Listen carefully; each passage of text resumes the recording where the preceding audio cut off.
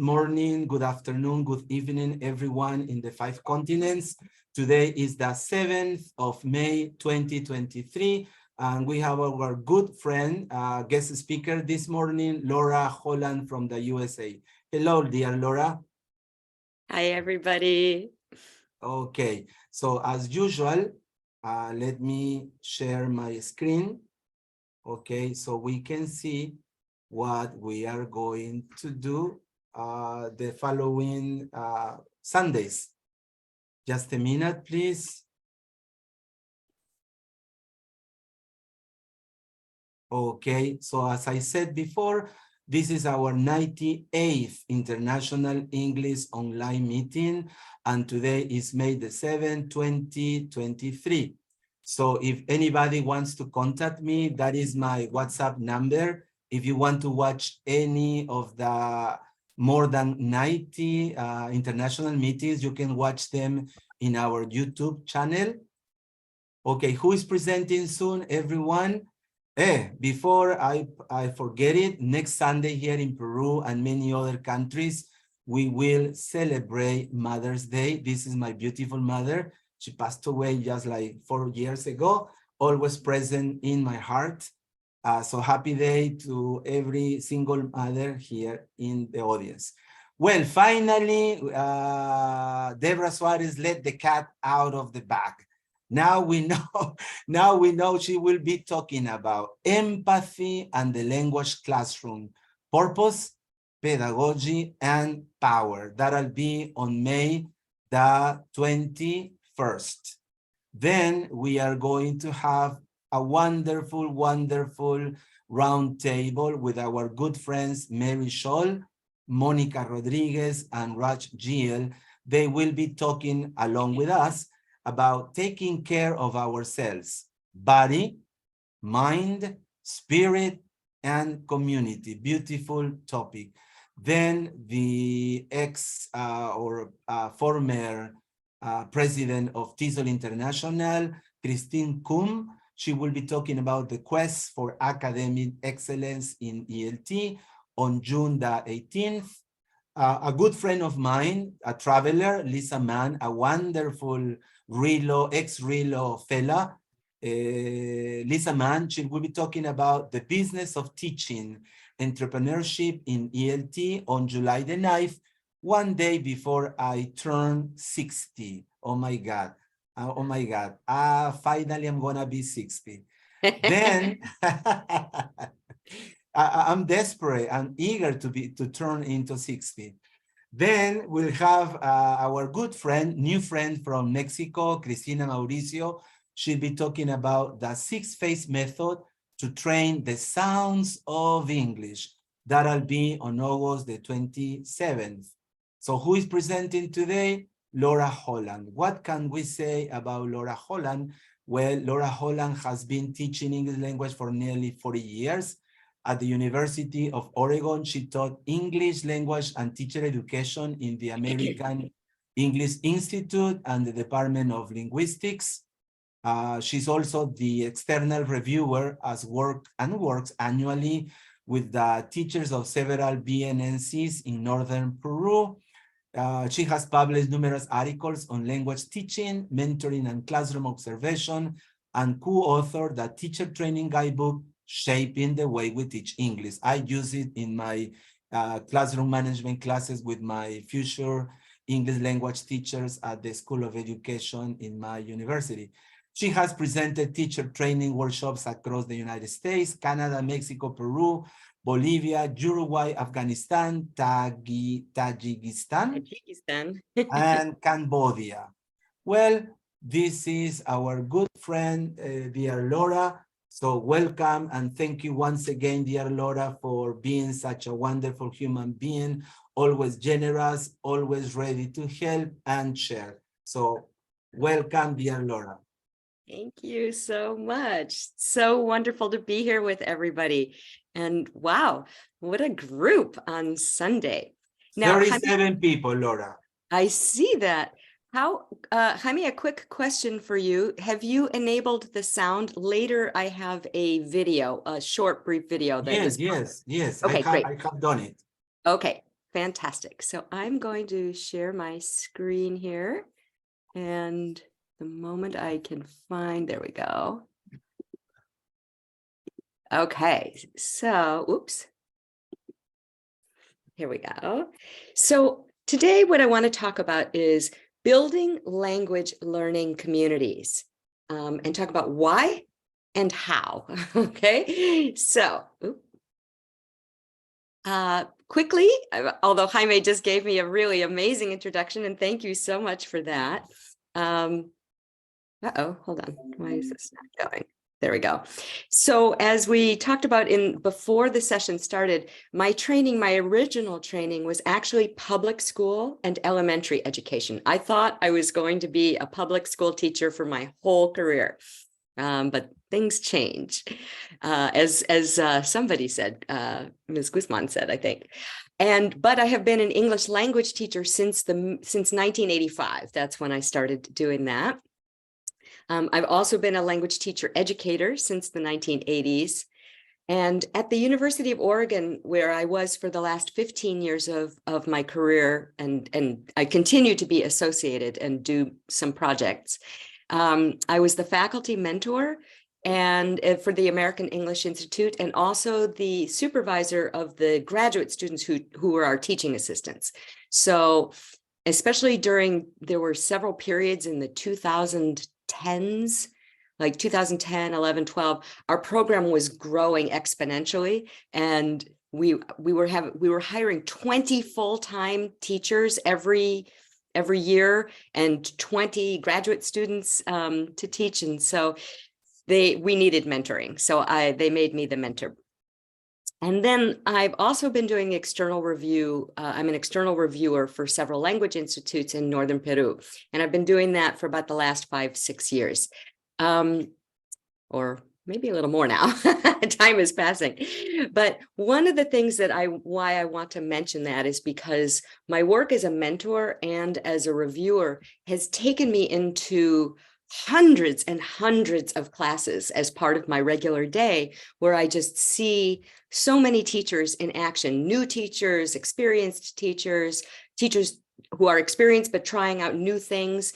And so it's allowed me the luxury of both improving my own teaching when I get to watch that, because there's nothing like peer observation, but also getting to test out and see some of these ideas. And so one of the things I've been looking at is there a classroom community that this teacher has created? And what are they doing? How are they doing it? How are they making it happen? So the rationale then is, we want to ask ourselves, why? Why is this important? Why do we need to consider this seriously? So we're going to talk about that in a few minutes, and I'm going to open it up for you to think and start thinking about why this might be a really important practice for our classes. But first, I have a warm-up question for you. Now, if you've been in a workshop with me, you have heard me ask this question, because I ask this question of every single English language class that I teach, and every single teacher training class or teacher education class that I teach. So we're going to do like a think share since we're online. If we were face to face, I would do think pair share, where I would ask you to do heads together and talk with each other for a minute. But since we're on Zoom, we'll just do think share. So here's my question. Who do we learn our first languages from? Who? Okay, think for 5 seconds in quiet. That's the think share part. And then you can either unmute yourselves or use the chat. So who, and there are several answers. Who do we learn our first languages from? Parents. Parents? Parents. Yeah, so definitely parents for sure. Who else? Family, Fillmore says. Grandparents as well. Grandparents, yes, thank you. Who else? More, there's more. Babysitters. The nanny. The nannies, the babysitters. The babysitters, absolutely. Babysitters, nannies, parents. Doreen says siblings. Let's see, who else? Other relatives. So let's name those other relatives, because they're really important in our language development. Older siblings, yeah, Roxana, absolutely. Who else? Teachers, there we go, Myra, absolutely. Okay, we learn more advanced language from Doreen. There we go. Cousins, aunts, uncles, exactly, and grandparents, and the Friends. environment. And there's one more Friends. that I'm kind of thinking about too, that we get. Some of it's coming in innately. I think that is actually true. There, we have the capacity to learn language. And Society. Who else? friends. I will say friends, especially Friends when for the little ones. sure. They're 2 years old, 3 years old. When they get together with all their little ones, they create their own language, but Exactly. individually they are developing language by themselves. Actually, All right. Yes, you get a little shaker for that. And also, Alberto is sorry. My eyes are terrible. Eliberto. This is the last one I was sort of thinking about. TV, radio, the media, right? We learn so much also from them. So, for example, if you've seen me talk before, you've heard me tell this story too, that my youngest brother, I come from a kind of a big family, and my youngest brother, when he was a baby, learning to talk, his first word, of course, mama. And my father thought, okay, fine. Second word will be da or dada or papa. His second word was Batman. Why? Because he was a toddler. We would all run home from school to watch Batman on TV before we had to start our homework, and he would be sitting with us. And so his second word was Batman. And then his third word was da or dada. So exactly. Okay, so great. This is exactly the idea. And then we can be thinking about what are some of the characteristics or contexts. So let's open this up right now for a little bit of discussion. What's that like when we're learning our first language? What is some of the context? I mean, what I mean by that, for example, is it's a pretty safe learning environment, right? It's because we're not, are there tests? No, not really. And unless you have a parent who's always correcting your grammar, we just speak freely. Okay, so that's one of the context or characteristics. What are some others I'd like to invite? Yeah, Doreen says unstructured, no tests, free flowing. What else? You can unmute yourselves too if you'd like. I will say probably a lot of guessing from the listener. Oh, that's an interesting perspective. Yeah, a lot of guessing. Yeah, especially when we're first learning our language, right? And yeah. Little toddlers have different words for everything. Like my son's name, when he was little and he meant that something was empty, he said Mima, and which I learned meant empty, but there was a lot of guessing in the beginning. What else? Anybody else? Thank you. Hey, more than welcome. And I'm Irma, I'm not Miss Guzman. That made me feel so old. Okay, sorry. It's because I couldn't see your name at that point, and so I just went Miss Guzman because I remembered Guzman, but I wasn't positive it was Irma. All right. And I'm not sure how to see. Guille de Romero raised his hand. Thank you. Guille? Yeah, thank you. Good morning, everybody. Thanks for this excellent meeting. I'm enjoying myself a lot. I think we learn in a very natural way. Our parents or relative friends, they just repeat the words. Maybe they show us what the thing is, like water, no? They point to the water or fruit or whatever, and we just repeat and we associate that language with the thing. So we learn in a very easy, natural way. I love that. Where are you from, dear Guille? I'm sorry, I don't turn my camera on, but I'm kind of busy, but I really didn't want to miss this meeting. I'm from Mexico, but I live in Guatemala. Thank you. Thank you Nice to for meet you, listening and being everybody. here, dear Guille. Go Thank on, you. dear Laura. All right, so nice to meet you. That was wonderful, and I loved what you said. And also, I want to say, let's see. So Nellie talks about how we feel free talking, no corrections, right? And I want to build on something that Gia said. Think about, this is why TPR is so successful, right? this is how we're learning languages. Like, here, here, everybody, take this, or okay, take your cup over to the table, or, just a series of commands that we're giving to our little kids all the time. And then Myra says, watch TV, listen to funny music, children see and imitate what the rest of the people do. Or Fillmore says, we learn while being entertained. Example, while we watch cartoons. Absolutely. Alberto says, music also plays a big role. Absolutely, for me too. And Doreen talked about how it's unstructured, no tests, free flowing. Exactly, right? So these are some of the characteristics that we have, when we are in learning our first languages. Come on, they did it a minute ago. I'm still getting used to Zoom even after 3 years. And actually before, because I was doing Zoom before 3 years ago. It always happens to the best, worst speakers. So these are all the contexts, right? And it's a really, really good system of learning your native, your first language, your native language, however you want to call it. And the vast majority of people learn to speak their first languages with little or no. Okay, gotta move you guys again. With little or no formal training, no tests, as you were saying, no syllabus, and so on, right? But then what happens when we enter the language classroom? Suddenly we have textbooks and lots of teacher talk, and students sitting on their backsides for an hour or more. We did not do that when we were learning, when we were children, when we were learning our first languages. Okay, sitting on your backside is not conducive to learning language. Sitting in rows is not conducive to learning a language. Hold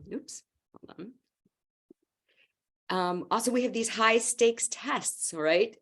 And widespread shyness and reticence to speak, and a huge fear of making mistakes, right? So what does that do? That raises our so-called affective filters, and so on and so on. Okay, we know there are even more issues going with this. So hold on, I have to move. You can't see my own words here, unfortunately. Let's see. So then the question becomes, how can we recreate some of the benefits that we enjoyed when learning our first languages? And what tools and techniques can we use to offset the fear that is so commonly found in second language classrooms? Okay, so we're going to be thinking about that, and I want you to start your brains thinking about that. But let's go back for one quick minute and spend a few minutes discussing why learning communities might be important. So what are some of your ideas? I'd like to pause again and give people a chance to talk. What are some of your ideas? Why do we think that learning to speak a language in a learning community might be really important? Anyone who wants to talk, please, or make a comment? And this is my cue. This is how I stop myself from talking. I take a sip of my tea. Eliberto Martinez says socialization is very important. Oh, thank you Definitely. for bringing that up. We're going to talk about that in a few minutes. Doreen wants to say something. Go on, Doreen Della. Hello, thank you. Hello, thank you. Yes. I believe that we need to learn in a community because I don't know how much one person can learn on their own. Learning is communicating with other people. So we exchange ideas there. If one person is left in a room all by him or herself for hours and end, I don't know how much they would learn.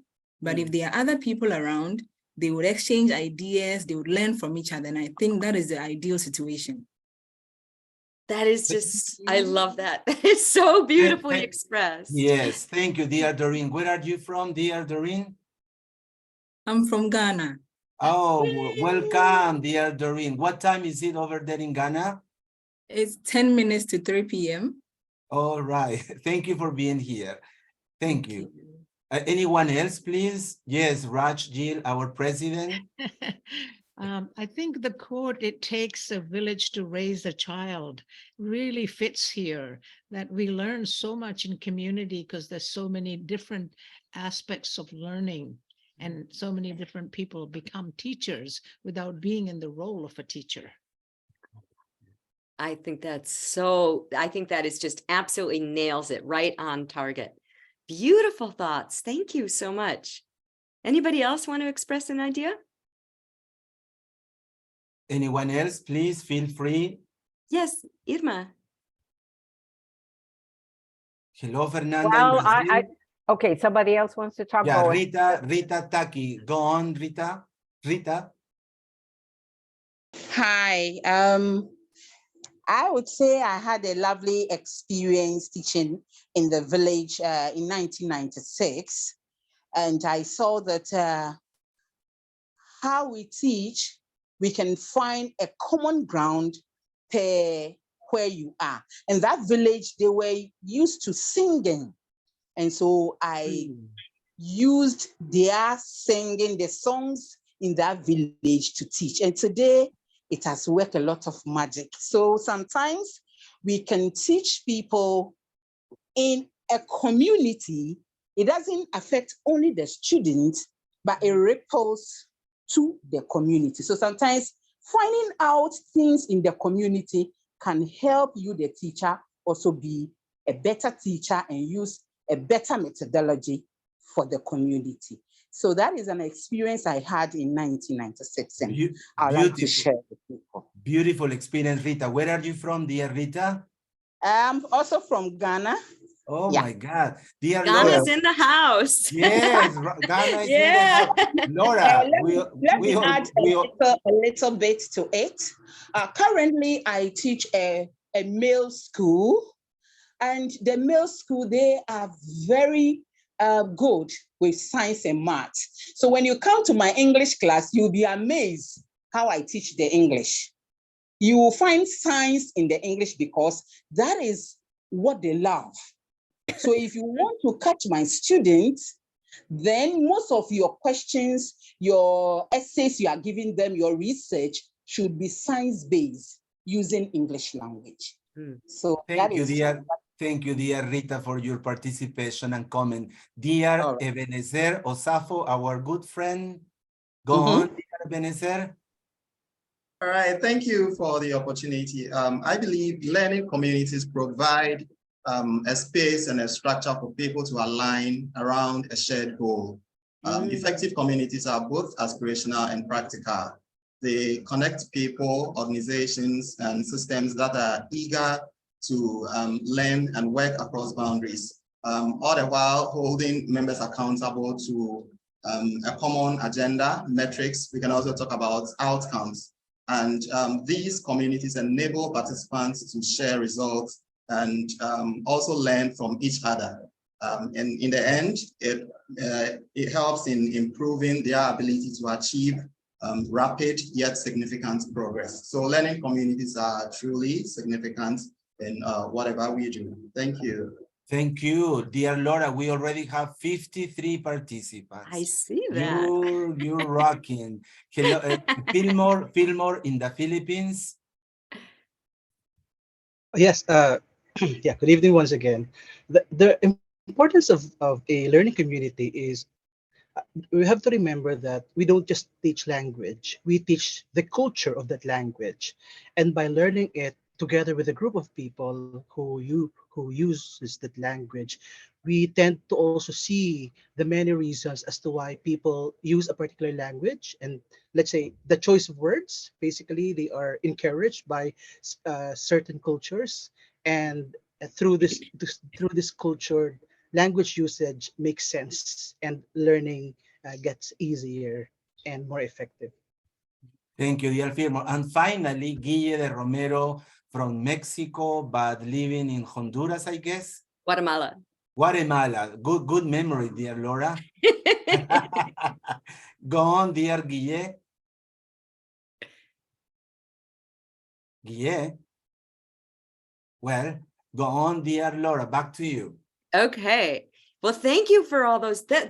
Those ideas were just brilliant, and I I really got some great ways of phrasing. I'm glad this is being recorded because I'm going to want to listen back to some of what you said, because you brought the whole rich tapestry to exactly why I believe that learning communities are critically important. I have been presenting on this topic since, I think, 2009. And some of these techniques are things I've been trying for more than 20 years. So let's talk. I have a teeny bit of, just a teeny bit of some quotations. It's not exactly theory, but it's more like some of the quotations about learning communities that I really, really like. So I'll read them. Herman and Dornier said, "The learning experience of every student and the effectiveness of every teacher is influenced by what goes on among and between people who populate the classroom." Now, I added the red to that because when I read this quote the first time, I just thought, wow, I love the way they use the prepositions. So what's going on among, right? And between the people, those two prepositions really get at the interaction, at the dynamic that's going on in a successful learning community.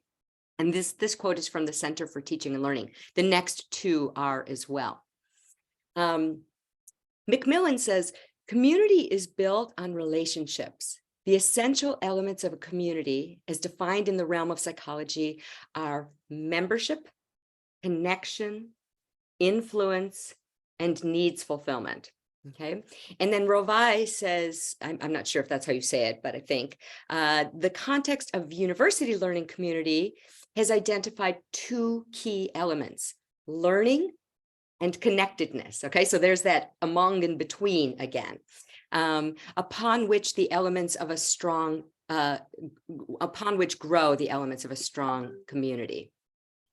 And then it's really important, though, for us as teachers to remember that language communities do not create themselves. Okay, they take a tremendous amount of effort and intentionality.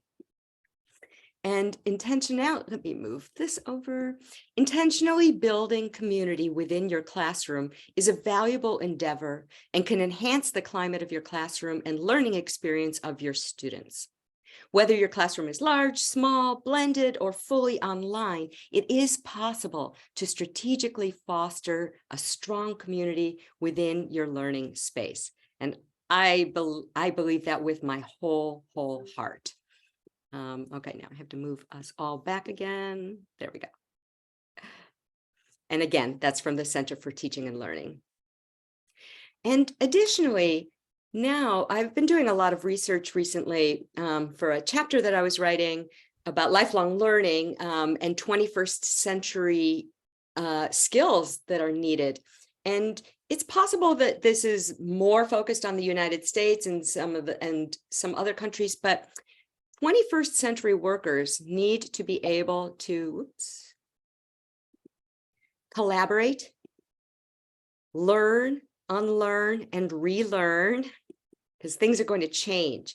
And they face continuous reinvention, right? Workers are going to face continuous reinvention now in an uncertain and ever-changing workplace. And they have to be preparing, our young people have to be preparing for jobs now that might not even exist yet, right? So how do we get them ready to do that? All right, so this is from Didi and Itamati, who said this just last year.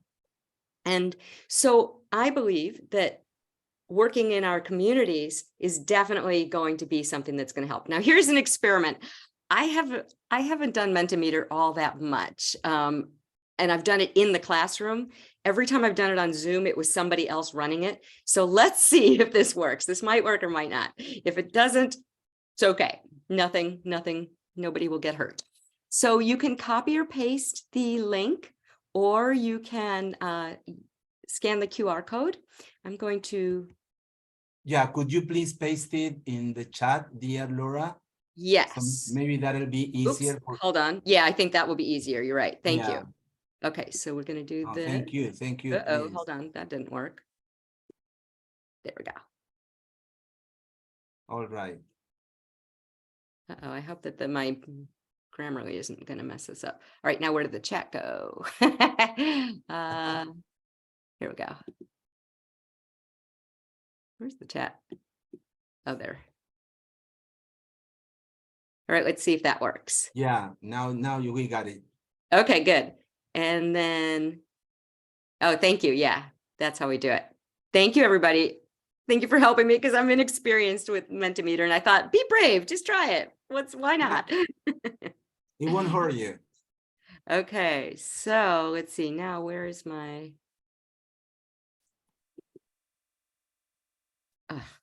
sorry, there's too many. The one thing about Zoom is moving everybody around all the time. Yeah. Is I have to get back to my, here we go. There we are. All right, can you see how do learners feel in a successful learning community? Yeah. Oh, good. All right. Is this the right one? Did we get the right one? I'm not seeing it move. Feel in a successful learning community? Yes, that's the question. But I'm not, I might have the wrong, let's see. All right, this might be, well, this was, does anybody see their new answers? Hold on, I might need to, oh, there we go.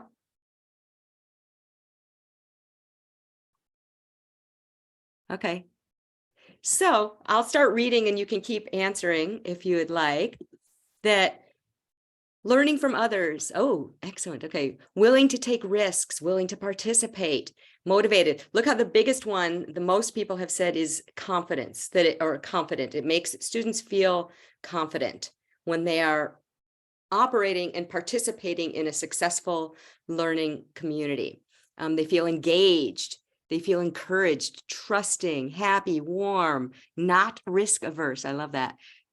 Trusting, co-exploring, learning from others, happy, warm, successfully, very well, motivated. Oh, these are fabulous. Accepted, nice. Look how many people wrote accepted and encouraged. Okay. Oh, I love these. Oh, I'm so glad I did this. All right. Very good. So, and we watched this growing before our very eyes. Let's see, are there any others that I love? And they feel resourceful. Yes, I love that. They feel okay. They start to feel confident. They feel excited to learn. They become resourceful resources for other learners. Yeah. Okay, fantastic. I'm going to move on now just because I have many more slides to still talk about. Oops. All right, fabulous. Thank you so much for your patience and for your answers, your fabulous answers. So let's think back for a quick minute to my question that I ask every single class I ever teach on the first day. Who do we learn our first languages from? Okay. And after we do that think, pair, share, and then they shout out their answers, and or if we're on Zoom, they put it on in the chat or call it out. And then I tell my students, that's exactly right. That's who we learn our first languages from. But we don't have that here now. So I tell my students that and every first day, this is what we say on the first day with them. We are going to be the mothers and the fathers and the sisters and the brothers and the aunts and the uncles and the cousins and the teachers. And not only that, we are all going to be teachers at one time or another, and friends and the whole learning community. And again, we are all going to be teachers. And that's really key. It's really key for teachers to make space for students to teach in the class, because that's the best way to show that's the best formative assessment. If somebody can teach something, that means they've learned it. You don't even need a test if they can just teach it. So we all have something to teach and something to learn. And as a result, it's really important that we make lots of opportunities for our students to be the ones to ask questions, write discussion questions, and all of that. Let's see. So day one activities that are typical in many US classrooms, it's very typical for them to contain some sort of diagnostic or going over the syllabus and expectations. Okay, a lot of teachers do that. I don't even give my syllabus out on the first day. I send it home with them for homework and I post it on our course website and I have them read it for homework. And then I do some fun quiz activities on it, paired talking quiz activities on it the next day. They don't need to know what's on the syllabus on the day one. It's so much more important for them to learn about, to make our community. So, but in typical day one classrooms, diagnostics, going over the syllabus and expectations, content delivery, and maybe one icebreaker. Okay. A lot of teachers they do one icebreaker. One icebreaker is not even nearly enough to build a community, to build a learning community. It's a nice idea, but it's not going to take you as far as you want to go. So in my classes, my day one is always dedicated to getting to know each other. And I'm going to go through this list quickly now, but I'm going to go into depth for a couple of these activities because I really hope that you will share them and try them out in your own classes.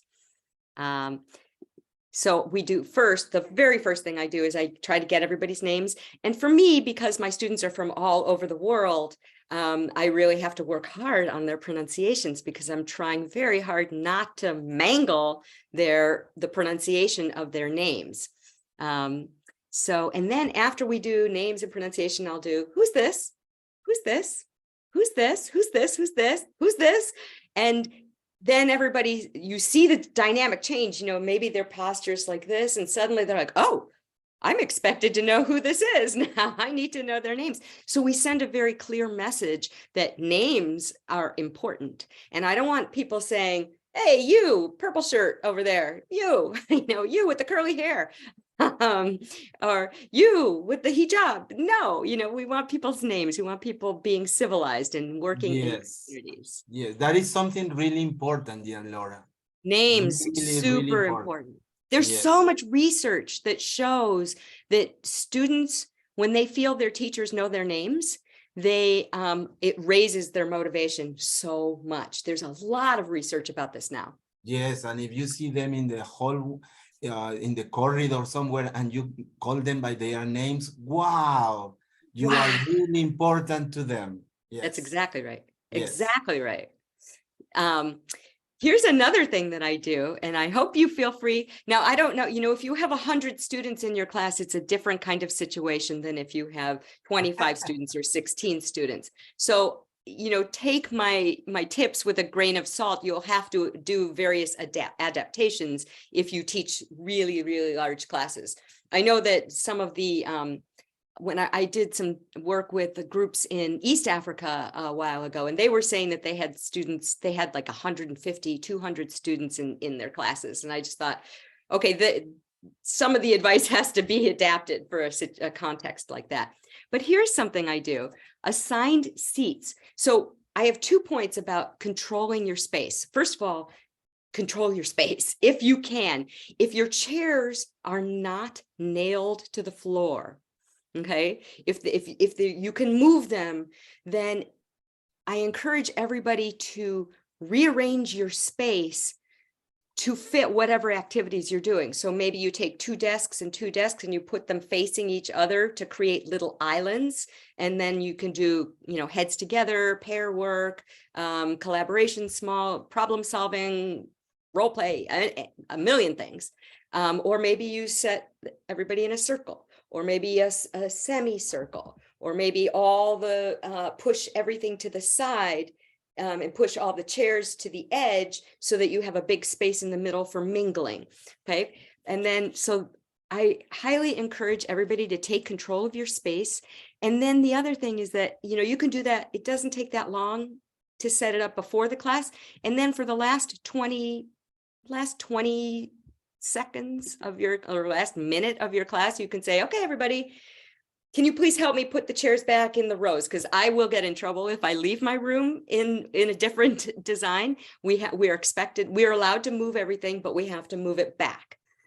So that's one thing. And I take control of my space to fit the activities that I'm doing. Then I also take control of my space by, I might say, I use these index cards, right, that I fold in half and make a little tent, and we call them tents. And so I have, for example, Jaime, okay, I might have Jaime, and I'm going to put him right next to Araceli. And before they get there, right, so their seats are all set and they come in and they have to find their seat.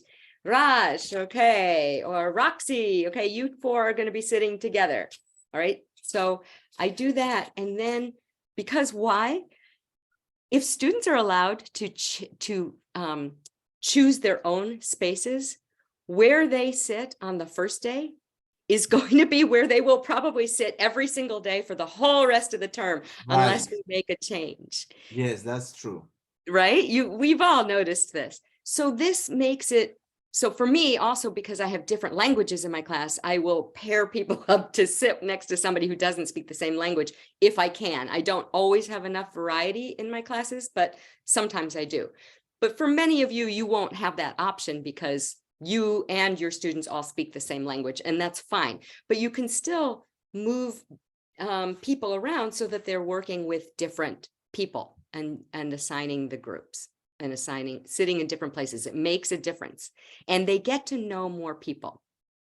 Then I'm going to talk more about this in a minute. Find something in common with other students. This is my favorite first day activity that I do with every English language class and every teacher training class that I ever teach. And I'll describe it more in a few minutes. So, but they get up out of their seats and they start talking to each other.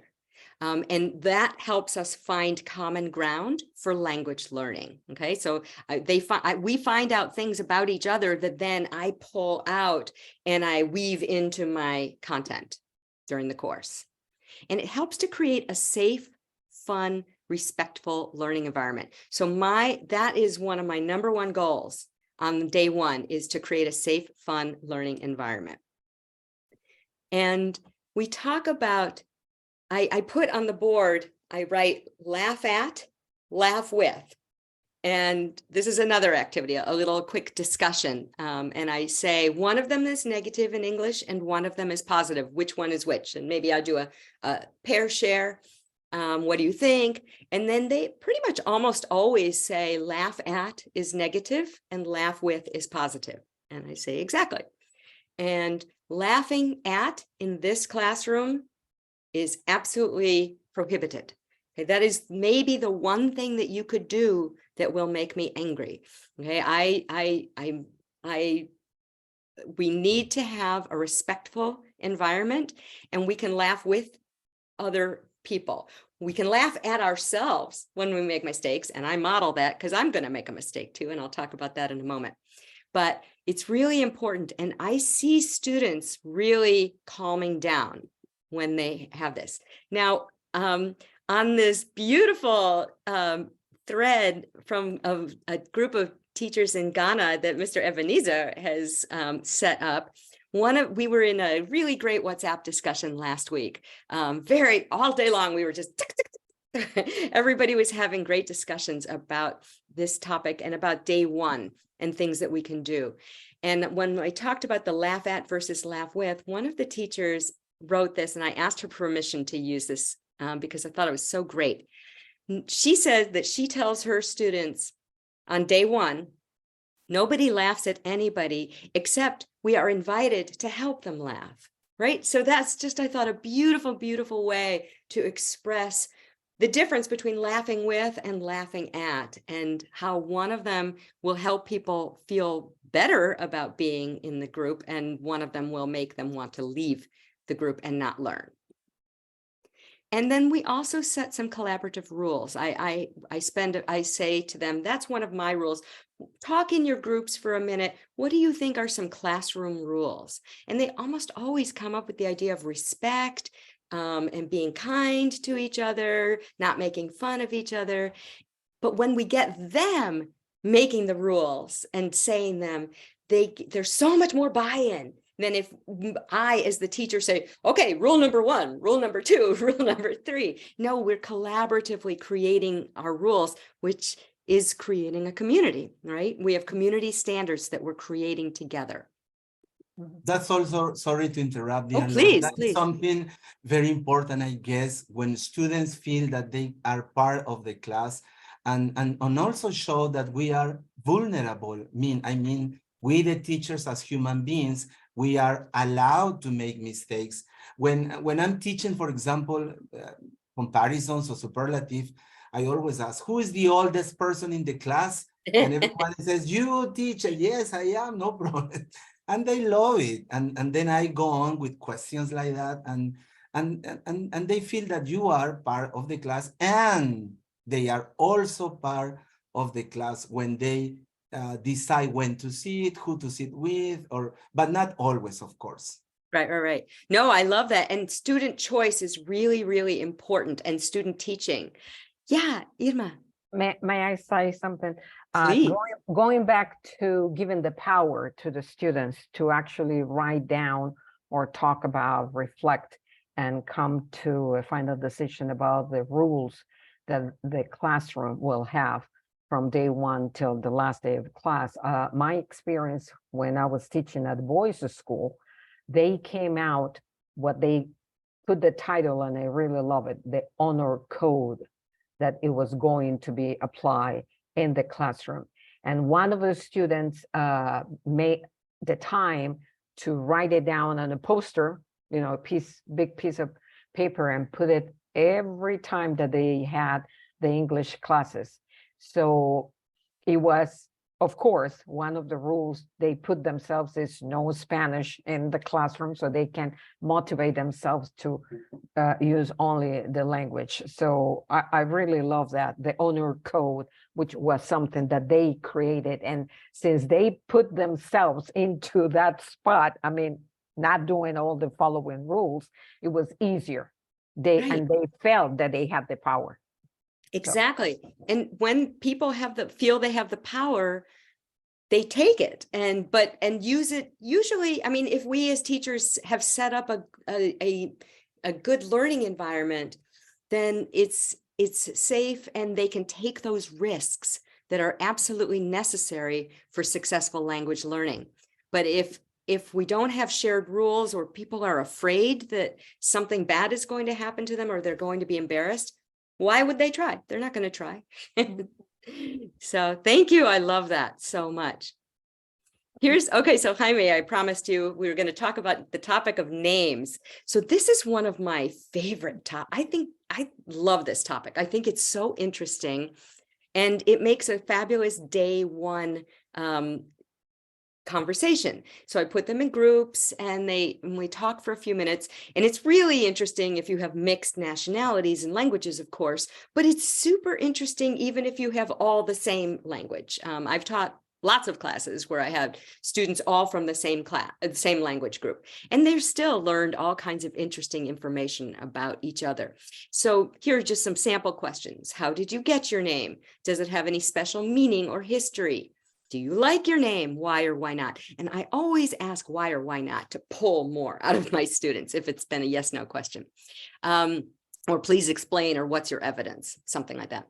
If you could have any name, what would it be? So now we're getting kind of an interesting grammatical formation here, right? And a nice little chunk that they can, a sentence frame that they can just kind of play around with.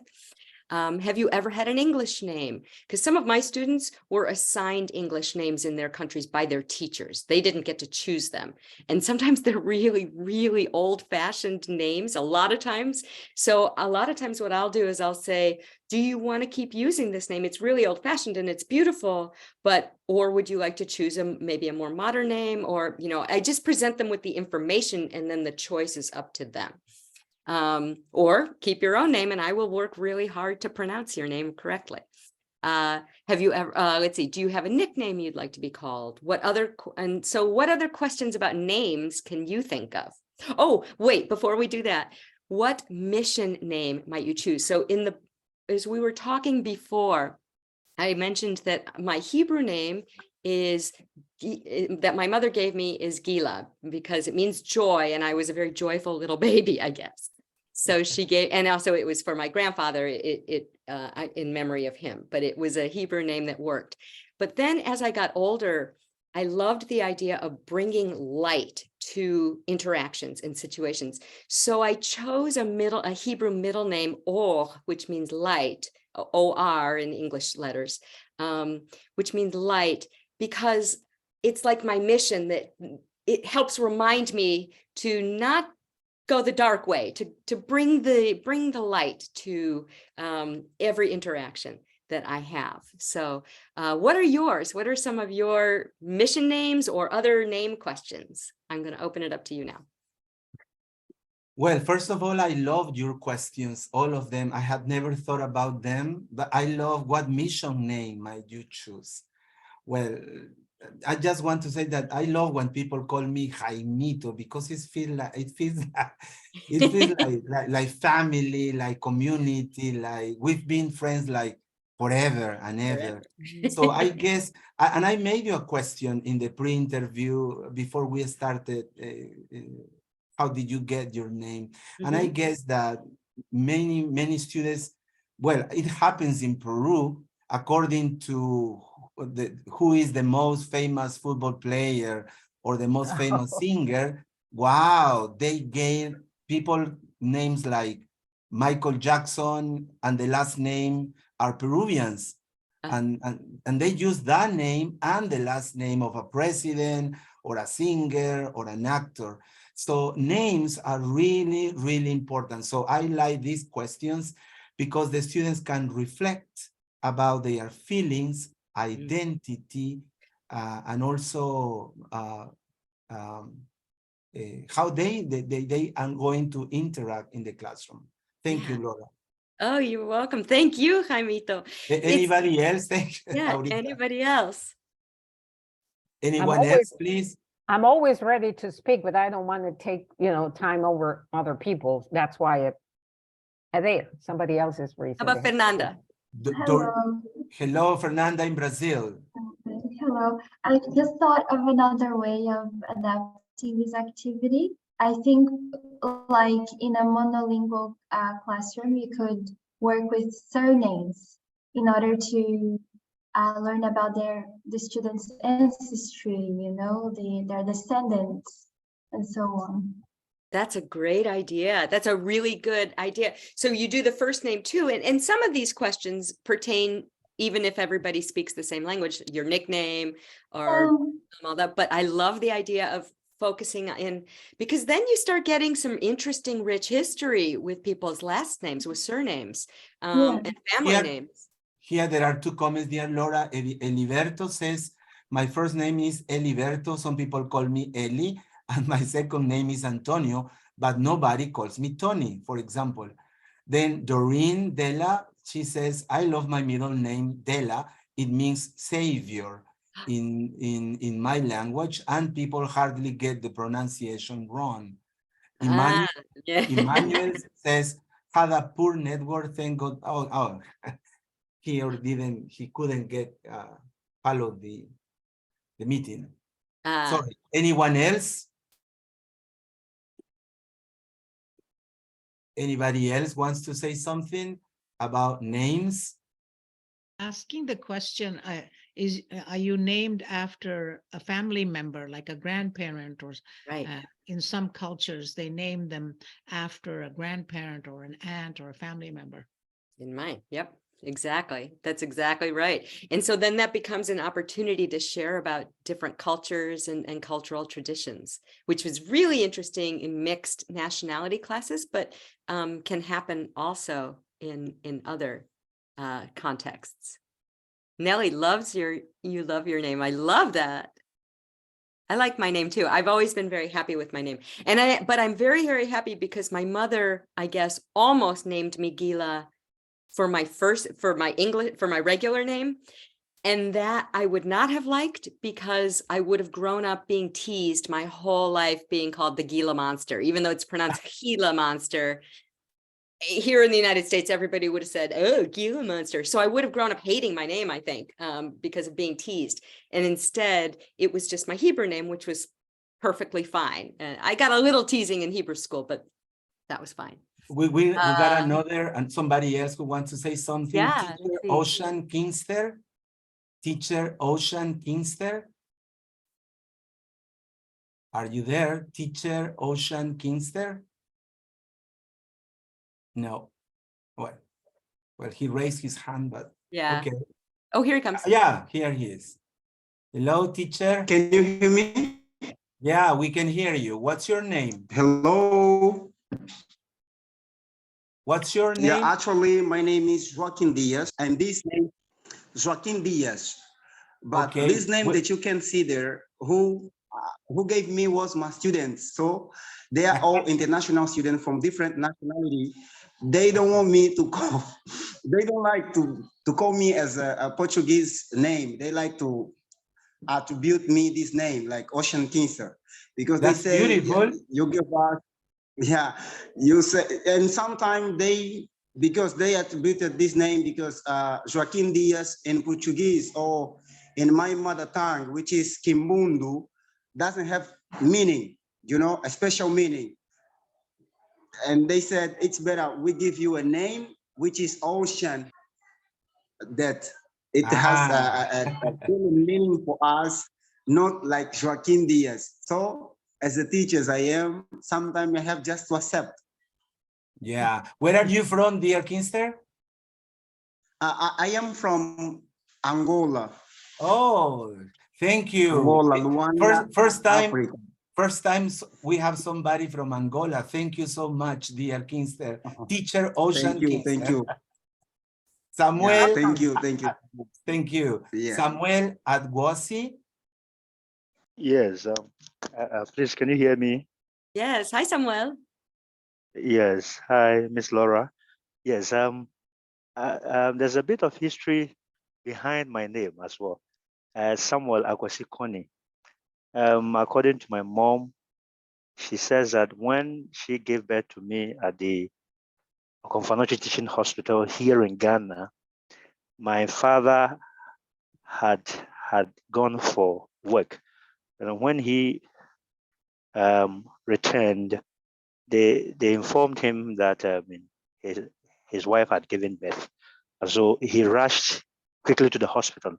And when he came there and then saw me there, according to my mom, my father looked at my face and said that, oh, this boy really resembles me, and so I'll name him after myself. So my father named me after himself. He gave me Samuel Akwasi Koni. I wasn't actually born on Sunday. Akwasi is actually a day name given to a male who is born on Sunday. I wasn't born on Sunday. I was born on Wednesday. So I'm Kweku. That's my hidden day name. My friends, my colleagues have always known me to be Akwasi. But I wasn't actually born on Sunday. I was born on Wednesday. Yes. So that's a bit of history behind my name. Yeah, thank you so much. Sorry, dear Laura, I muted you. Could you please? Okay. Oh, that's fine. No, I was just about to. Yeah. Rita Take.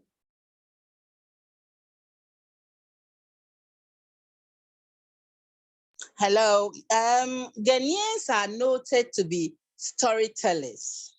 And so listening to Samuel also brought back memories. Mine is a bit of a funny one because it came to a time in Ghana when there was a particular powder that people, after bathing, they put on their skin. And one of them, they have written the word Rita. So my father said, anytime he comes back from work, very tired, and he's soothing himself with that powder that was named Rita. There was a beautiful lady with a bushy hair on it. He feels at home. So he couldn't find any better name. than give me the name Rita. I have been fighting with him since. But well, Ghanaians are noted to be storytellers. And so that is how come I was named Rita. I love my name though, but if I have my own wish, I would have loved to change it. But well, I'll take it like that. He's here and I'm fighting with him now. So that is how it is. Thank you so Okay. much, dear Rita. We still, just a reminder, dear Laura, we still got 30 more minutes, all right? Good. Yeah, that's good. Okay. I have more slides too. Shall we? Well, so do we see, look how this discussion about names takes off. People, it's sort of an overlooked subject, I think. It's one of these things that's kind of a topic that's right in front of our faces, but we miss it sometimes. And it's such a rich opportunity. Once you start coming up with I encourage everybody to just have a list of questions about names, discussion questions, and then also have your students writing questions because they're curious and they'll come up with some great questions for each other. And then it will start this, as Rita was saying, storytelling, because that's what we want. We want storytelling. I want my students to be the ones to be telling lots and lots of stories every single day. Dear Laura, congrats. We already have 62 people. Oh my goodness. Hey, everybody. This Thanks is for our coming up. community. This is our community. Yeah. So here are a few other questions I might ask my students to discuss on the first day or second day, okay, while I'm building my community. I ask them to discuss in pairs the expression, 2 heads are better than 1. And then, and what do you think this means? And how does it relate to our class? And then they just talk for a few minutes, 2 minutes, 3 minutes, 5 minutes, whatever. And I have them discussing this. And then similarly, I might ask them, there's an expression, strength in numbers. And again, what do you think this means? And how does it relate to us and our learning community here? Okay, so these are useful questions I encourage you to try. Our students come up with just really good answers. And by participating in this discussion, they actually start to be part of the community. And here's one more. So this is a proverb. I don't remember how old I was, but I came home and I was complaining to my father because I had seen some kids being really mean to some other kids. It wasn't to me. I wasn't the one feeling it, but I felt badly for the kid who was getting teased.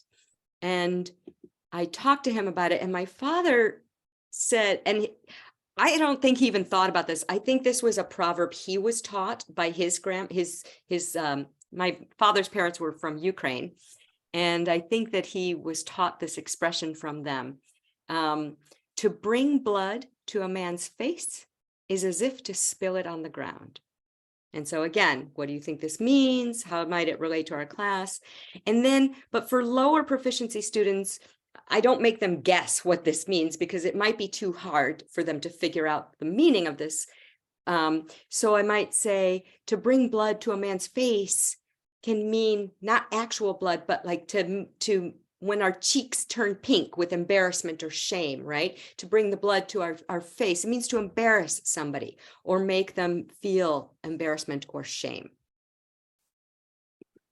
And so then again, why is this relevant to us here in our class? And this all just brings home the point that it's not okay to make fun of anybody else or to laugh at them. And one of the things that's, I think, really important here is that that point went right out of my brain. I'm going to move on. It will come back because I was thinking ahead to my next point, another one. Now, what if you are saying, which I'm sure many of you are thinking, whoa, okay, great ideas, but I don't have time to do all these community building activities, okay? Neither do I. I don't have time either in my curriculum, right? How often as teachers do we all feel that the curriculum is biting our backsides, right? Biting our tail and we have to run. So the trick becomes to create activities that in your first week especially that do double duty, do two jobs, okay? So they contain both a linguistic element and a community building function. So for example, now I'm going to talk about this, this activity that I do.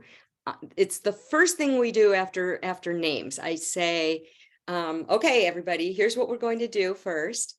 You're going to need paper and pen for this. You're going to get up out of your seats and you're going to walk around and talk to people and find something you have in common with as many people as you can in the time that I give you. And I usually give them about 10 minutes for this.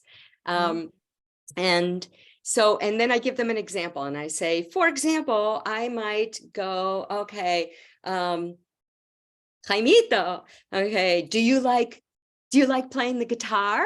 And then what would you say, Jaimito? I love it, my dear Laura. Well, I like listening to the guitar. So music, we love music. So that's something we have in common, right? But I also tell them, okay, but hold on. You can't be obvious. You have to be creative, I tell them.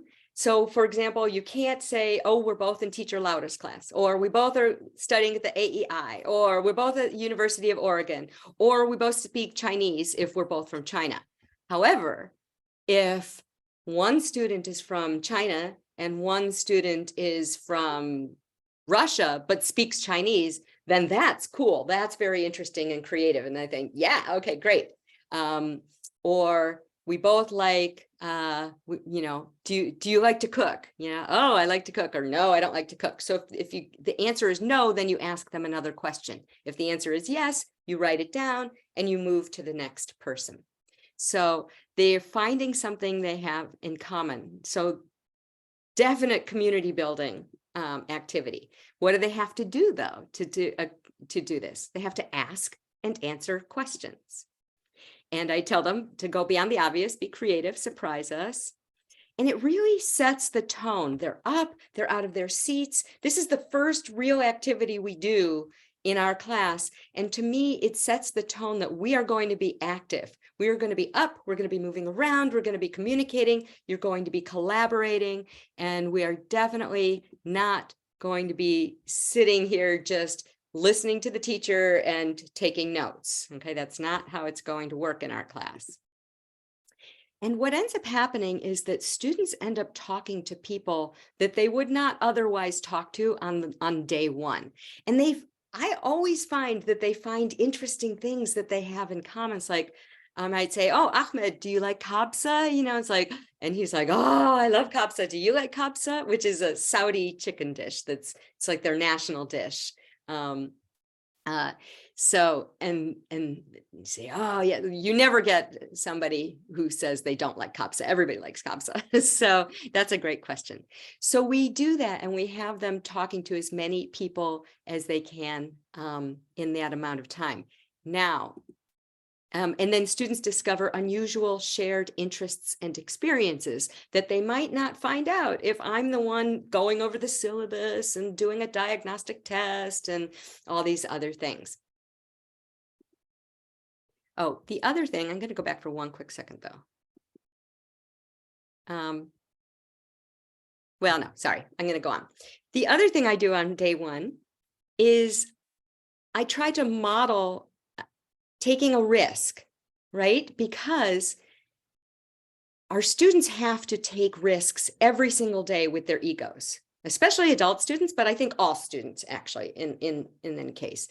And so when we model putting ourselves out there and taking a risk, then that sets the tone for our students to do the same. So I include an activity or a quiz, for example, where I have to be the one to prove myself to them on the first day. So usually that means I'm trying to learn everybody's names, for example, on the first day. So I am going to go back for one quick second to this. Oops. Now, sorry, I am going to keep on going. And then I want to remember everyone's name by the end of the class. So while they're up and moving around and asking each other questions, here's the other efficient thing that you can be doing. So they're going around, they're building community, they're working on their questions, and I'm doing two things. Well, so again, double duty. You have to just make everything do two or more jobs. So what I'm doing while they're getting up and asking, do you like kapsa? Have you been to Greece? Blah, blah, blah, blah, blah. I'm walking around doing two things. One, I'm walking around with my roster and I'm matching names on my sheet, names on the name cards, on the tents, and their faces, so that by the end of the class, I hope I know almost everybody's names, at least. I tried, I'm pretty good at it. If there's about 25, up to about 25 people I can do in a class, more than that, and then it's going to take me a few days. But I try, and I try as many as I can, and it sends a real signal that their names matter and that I'm putting myself out there, taking a risk, because it could blow up in my face and make everything, I could be very embarrassed and not pronounce their names right or anything. So I think this sends a really good signal. The other thing that I'm doing to be efficient while they're walking around doing their asking each other what they have in common is I'm listening to I'm doing formative assessments on their question formation. So, and I have a little trick, which I'm going to share with you.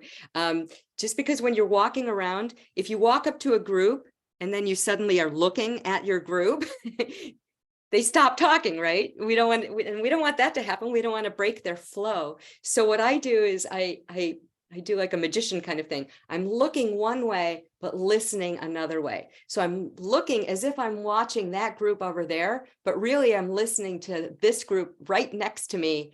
How are they forming their question formation? So are we going to need to work on do questions, be questions, WH questions, indirect questions? I'm listening to how they're doing it. So it's a very efficient way to use my time on day one. We also need to ask questions that we don't know the answer to. This helps build community. It's also part of active learning principles, but it's really important. Asking questions we don't know the answer to, either because it's the student's experience, the student's opinion or thoughts, or their feelings, or their research, or something that their field that I don't know anything about. So I am constantly making opportunities throughout my time for students to be the experts and for me to model what it's like to be a good learner. So do you have any questions? What are some questions that you might ask your students that you don't know the answer to? What are some things that you've used? I'd like to open it back up again. Well, maybe if, because I work with students of different schools at the university, I usually ask them questions about their studies. Yeah. And for example, engineers, lawyers, administrators, and when they mention or they talk about the things they study, I say, wow, I do not know anything about that. Really, teacher? No, I don't. And they show me their books, and they show me their everything they study, and I say, wow, you are really clever, you are very wise. And then sometimes I ask them to have oral 2-minute oral presentations about those topics, and they love doing that. It's hard at the beginning, but they know that they are sharing something that teacher doesn't know, and even some friends in class. So that helps them a lot. I don't know anybody else has a comment to make. When I used to teach teenagers, I always asked them to share the favorite songs and talk about the band. Because of the generation gap, I always was in the blind with the, new kind of music and new band. So they had all the power, and they were actually explaining to me the names and the story and the songs and the difference between old rock and then metallic music. And it was like, oh my God, I don't know a thing about this topic. And that was good. And something surprising, Irma, is you realize how many new singers and bands and types of music exist. Yeah, way different from my old times, right? Yeah. Exactly. Yeah. And I'd like to read a comment that this is a slightly different look at this, but I think it's an important point, really important point. I want to bring up that Marcela brought up. We must avoid criticizing students, but instead motivate them to participate if they're not strong in the language. So I wasn't planning on talking about this, but I actually think that this is my own personal opinion, and you may disagree with me 100%. But for me, in my experience, because I'm old now, is that when we group students, I'm always hearing teachers say, oh, yes, I group my higher proficiency students with my lower proficiency students so that they can help each other. They can help the lower proficiency students. And I think that's a great idea in theory. But my experience is that when you pair up a high proficiency student with a much lower proficiency student, the lower proficiency student shuts up and I'm not saying anything, because you know all the answers and I'm not going to even take that risk. But when you group all of the lower proficiency students, people who are on similar speaking level, for example, if it's a speaking thing, and people have different levels of different skills, of course. But so for example, we have these high stakes academic discussion skills tests that we do at every single level, even beginning level. We just adapt how we do it. But I found from the first time I ever did it, that I really needed to group up people of similar levels. Why? Because the higher proficiency students need other higher proficiency students to push them and push their skills. And the lower proficiency students need to not feel intimidated by the level of their other students. Now, sometimes when I have them, just choosing their own partners, then they pick their friends, they pick people of different levels, and it doesn't matter. And that's fine because they chose it. But when we're doing a very high stakes exam, like the academic discussion skills test, where they have 2 of them in the term for a high grade, that counts a lot towards their final score, then I really think it's been my experience that it makes so much difference. So thank you, Marcela, for bringing that point up, because not only do we want to phrase our feedback in a positive way, so criticizing is not ever going to be useful. And the topic of feedback and specific feedback and the qualities and characteristics of effective feedback, that's another whole topic for another Sunday. But it's really important, and they will be more motivated. Laura. Good morning, everybody. So I'm not disagree with you. I'm totally agree. But what I mean is that especially or personally, when I work with collaborative groups with my students, I try to see them together, strong students and low students level, because the stronger one try to push them, and I monitor the groups. And I consider that if they help the others, they are going to try to walk step by step and try to fill the level they consider. No, some of the colleagues mentioned that it's important to fill the gap of the students. Normally, yes. The initial, at the beginning of the class, maybe, or at the beginning of the semester of the school year, we have to conduct a needs analysis process, maybe. And in there, we have to cover or know exactly what is the gap between the real state of the students and the ideal one, So this is my opinion. Just, I like to work in pairs, in groups, but I like that the stronger ones push the low-level students. Thank you so much, dear Laura. Thank you, dear Marcela Rosero. Where are you from, Marcela? Quito, Ecuador, my dear. Oh, welcome, dear Marcela from Quito, Ecuador. Nani from Indonesia. Cool. Yeah, I totally agree with our tutor here, Laura, and with the other previous teacher from Ecuador. Finally, she emphasized what exactly the meaning with criticize. I do a lot of lessons. I've been longer teaching also, not as many years as you, almost 37 years this coming September. Yeah, criticize is important in one certain condition, while the others to correct, to fix something, and it's make clear to other students. Yeah, you were talking about before different level. Most of my class in the same level. This is exactly happen when we criticize without any clear point of the criticism that we made. It is important why we criticize them. It doesn't mean we couldn't do any criticize.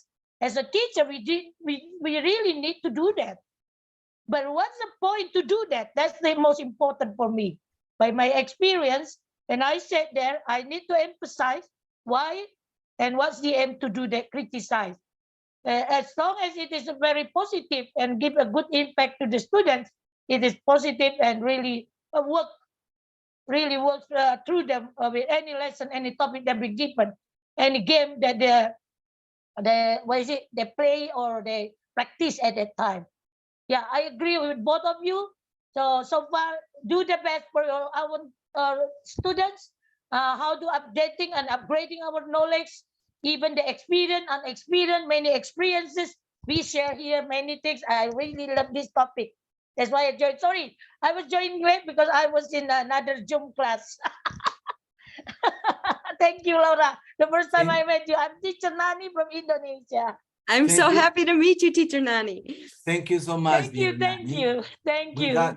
We got 10 more minutes. A reminder, Laura. Yeah, and I think I like what Fernanda says here. I think it depends, and I agree, it depends. Sometimes stronger students benefit from the opportunity of building their motivation, patience, acceptance with lower levels. I'm not saying to never do it. I'm just saying be careful when you do it. And be purposeful about sometimes grouping them at a similar level. You will be amazed at what happens if you try. I watched my group of all the ones who were at the absolute bottom of proficiency doing a discussion skills test. They got the award for improving the most. Why? Because they were so willing to try, because they were not intimidated by the others. And because everybody was having trouble speaking, they started speaking. Whereas my experience is that sometimes they will speak when, especially if it's a friend, or the higher proficiency student is more of a natural teacher, but sometimes they zip it and then they don't participate, and then we lose that opportunity. They lose that opportunity.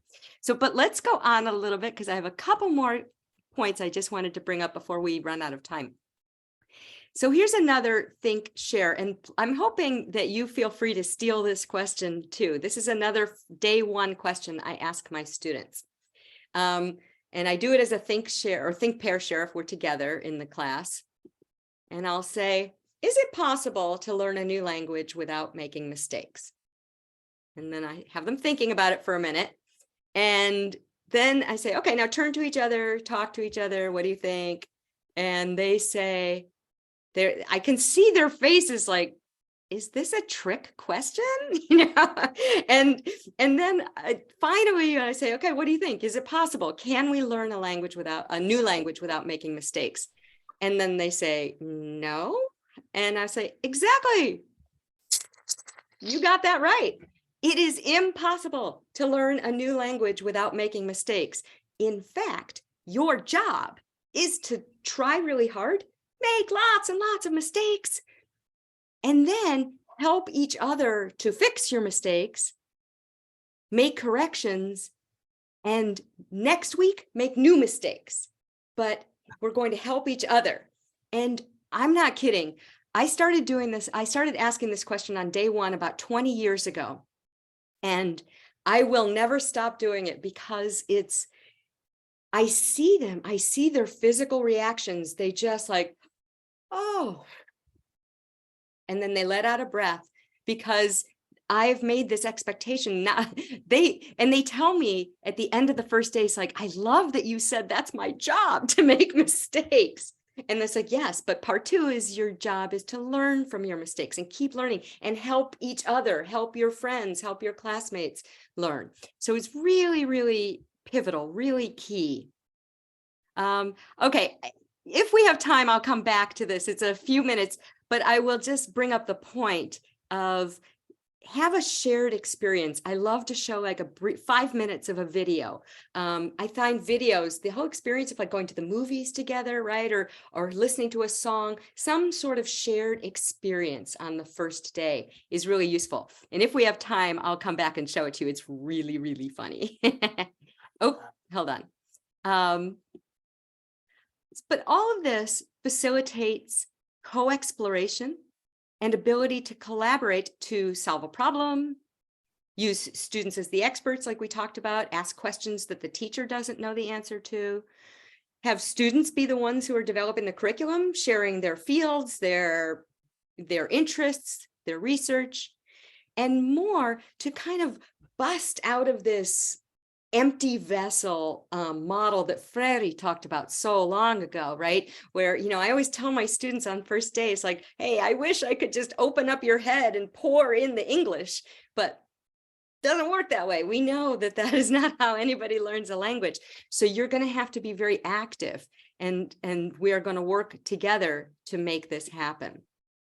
So here, we want talking and discussion daily. We have to build in time for them to talk. My students always say, when I ask them, do you like that we do some sort of fluency and topic discussion every day? And they say, yes. We don't understand why more teachers aren't doing it. How are we supposed to learn how to talk if you don't give us the chance to talk? So I have at least 5 minutes every day, and usually much more, where they're learning to talk. And Vygotsky talks about the routine of talk to learn. Robin Alexander talks about dialogic talk. There's lots of different names for this, but it's basically instructional language that blends new information with what the learners already know. And this is really congruent with a constructivist view, which I subscribe to. So some quick ideas. Human library, you can look that up. That's a really cool thing that I learned from another teacher, watching another teacher. The names pronunciation quiz, where I might say, I have to pronounce their names, or they say their names. Again, we do little funny quizzes. Who's this? Who's this? Who's this? Vocabulary games, where they work together to build whole vocabulary lists, and then they compare their lists with the other teams.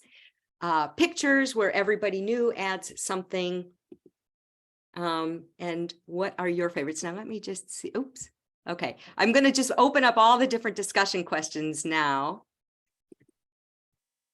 because here's another one you might want to talk about. After COVID, I've heard a lot of teachers talking about how the kids and some adults needed to be re-socialized after 2 years out of the classroom, especially the younger kids who really missed critical years of their formal education by trying to do it on Zoom. And we, of course, did the best we could, but there's a lot of studies that are showing that students really fell behind.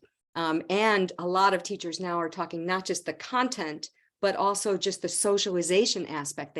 They forgot or didn't learn how to be in a class. And so teachers all over the world now are dealing with behavioral issues. So what are some of the things that you and other teachers have encountered? So let's open that all up for discussion. Let me see, did I have another? Oh, we have one more. What are some of the most successful ideas you've used? You've been sharing those all along. Are there any more from outside of education, like maybe faith groups or your youth groups or neighborhood groups? Any ideas? So I think that what I will do is stop sharing and open it up for discussion right now. Okay, could you please give us 5 minutes to make some final comments and ideas, and then your final thoughts about your presentation today. Well, first, let me tell you and let me say thank you so much, dear Laura, because always, I've already said it, but I love saying it when the person is alive. You have presented very, yeah, otherwise, when you are in my funeral saying how good, how bad I was, I won't listen to it. I won't hear it. So always your ideas are very Jamie. are very thought-provoking. They are always help us to meditate, to reflect on what we are doing, and your ideas are very illustrating, and they are going to help us to try them. As you said, they are many, but now we have some more ideas to try, and if they work, help other people, tell other people to use them. And if they don't work, we can adapt them, we can modify them, or we can use other ones, but be always creative. So thank you so much for that, dear Laura. I would like to ask the president of our community, Raj Gill, to express her point of view. Sorry, Raj, that I called you first. So, Well, thank you. Thank you, Jaimito. I have to remember to say that. Thank you, Rajita. Yes, thank you. Laura, that was fabulous. I really enjoyed it. I think what I'm taking away most is re-emphasizing that the teacher, it normally was that the teacher owns the classroom. It's Laura's classroom. Now I think what we're talking about is that the students own the classroom, and the teacher is part of that classroom. I think that was very clearly indicated how to create that collaboration. And Judith Glasser is a teacher of conversational intelligence.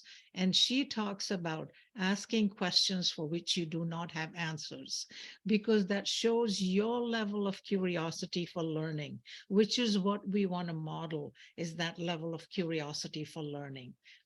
That's it. I'll close there because there's so many things to take away from this session. Thank you, Laura. Good to see you again. Yes, that's true. So many things. Well, I would like also to invite Irma from Ecuador, who thank God is back after some time of being sick, but now she's okay. Irma, are you there? Yes, I'm always here and willing to speak. Thank you, Jaimito. Yes. Well, an extraordinary workshop as always, Laura. Good to see you and good to see everybody again. Probably one of the most important elements or components through the workshop, which I agree with, is to give the power to the students. And I think from the first step, the first moment that you include the names, because I come from an old-fashioned way of learning where they only use the last names. So I was Guzman, Guzman, Guzman, Guzman. When I went through my college year and for the first time one English teacher used my name, I was in shock, like, God, she's using my name. Okay, so that little small detail, including the names, the very first day, introducing themselves, telling their story about their names, is telling their stories about themselves, is just the beginning of a living proof that they are the stars in the classroom, and they do have the power, and they can share it. They can share it with the teacher, which is going to be only facilitator, and always checking, you know, looking at one group and listening to the other ones that they have to. So I take with me those images. I'm a visual learner, so I take with me all those images that support my own convictions that we do have to provide the power to the students. Thank you. Thank you so much. Thank you all. Thank you, Vice President of our community. And finally, Fernanda from Brazil. And then I will ask anyone else who wants to say something else, but Fernanda from Brazil, Fernanda Felix Binati. Hello. Oh, I didn't actually raise my hand, but that's fine. I can say something. So in relation to your question about COVID, I was having lunch yesterday at the bakery, because here we can have lunch at the bakery. So I was having lunch there and I heard two friends talking about the situation post-COVID. And I actually heard them say that people are crossing the limits a little, because now it's like we had time off, but now we're coming back to everything that we had or that we thought we lost. And now we are like kind of obsessed with interaction and courses and so many things going on. So they were saying that the carnival, like in Brazil, we didn't have carnival for 2 years. And this is like a huge thing here. And now this year, they said it was chaotic. It was really chaotic because everyone was out.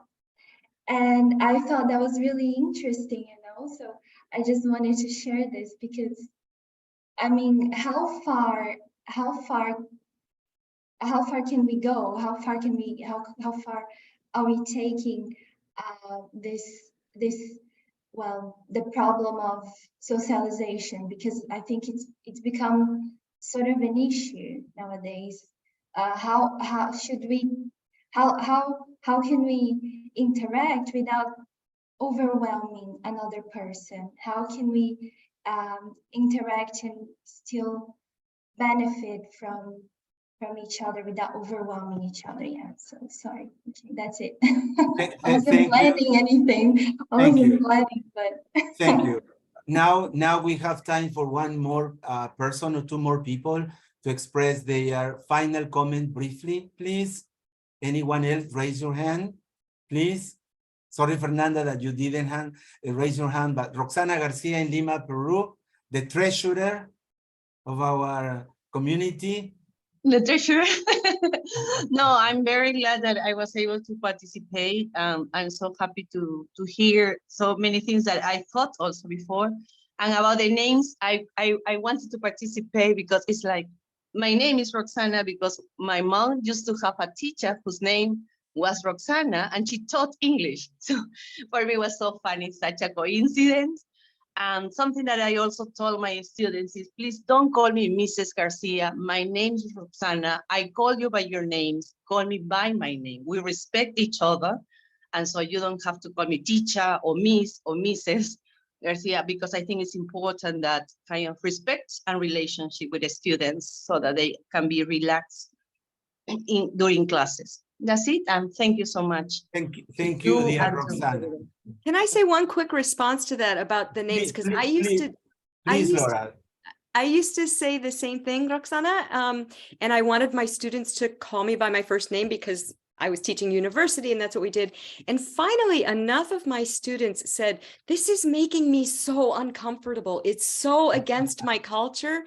So we came up with the idea. So now they call me Teacher Laura, or I have or they can give me a nickname, a respectful nickname that they can call me. So then they can call me by my name, a respectful name. So because that's part of making them comfortable too. If I'm pushing them to do something that is against their culture. Like I've had some Afghan students or teachers that I've worked with, and even teachers, they won't call me Laura or Laura because they say, that's just I hear my grandmother yelling at me. This is not okay. And so they have to, so we have to kind of work to make them comfortable. So I answer to lots of names. I have Hebrew names, I have English names, I have Spanish names, I have French names. I answer to many, many things. Plus people call me Linda and Lisa, you know, other L names by mistake. It's like, yeah.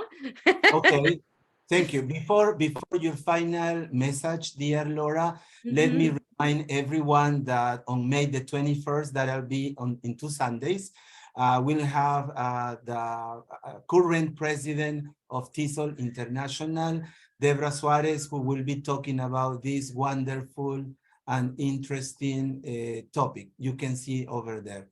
Okay, so now it's your time, my dear Laura, to say a few words to all the audience. We have nearly 60 people here and 20 more people in Facebook Live, and many people sharing the video. So now, Excellent. so you are famous in the 5 continents and outer space. Woo! All right. Awesome. What a beautiful way to spend a early Sunday morning. Thank you so much.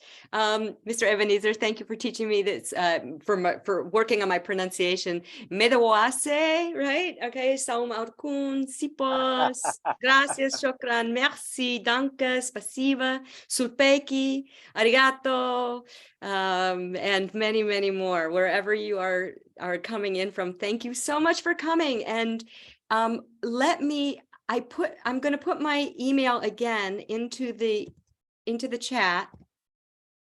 Yeah, that's important.